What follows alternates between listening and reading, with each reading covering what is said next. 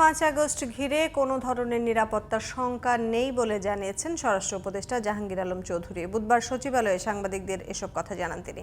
আইনশৃঙ্খলা বাহিনীর পক্ষ থেকে বিশেষ সতর্কতা জারি প্রসঙ্গে স্বরাষ্ট্র উপদেষ্টা বলেন, এটি কেবল রাজধানীর জন্য।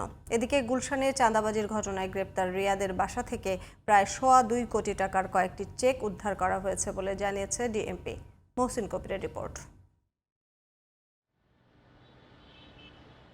5 আগস্ট স্বৈরাচার শেখ হাসিনার পতনের বছর পূর্তিকে ঘিরে দেশে নাশকতার পরিকল্পনা করছে আওয়ামী লীগ।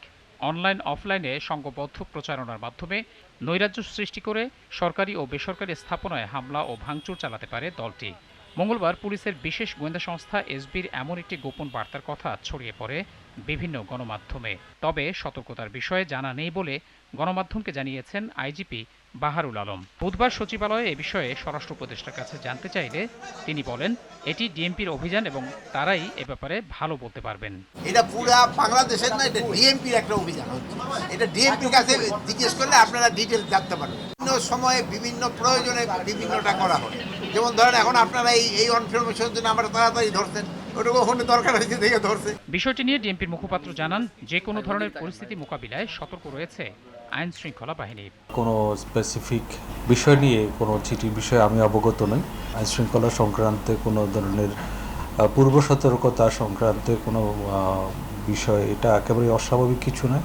তো যাই হোক, আমরা সব বিষয় নিয়ে আমরা সতর্ক রয়েছি।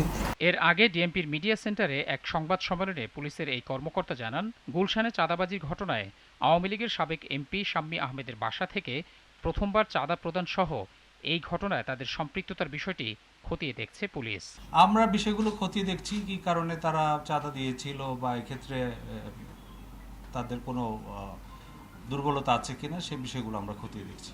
আমরা যে সম্ভাব্য কারণগুলো এবং এখানে যারা জড়িত ছিল তারা ব্যতীত আর অন্য কেউ আছে কিনা সেটাও আমরা তদন্ত করে দেখছি। রাজধানীর সার্বিক আইন শৃঙ্খলা পরিস্থিতি স্বাভাবিক রয়েছে বলেও দাবি করেন ডিএমপির এই কর্মকর্তা।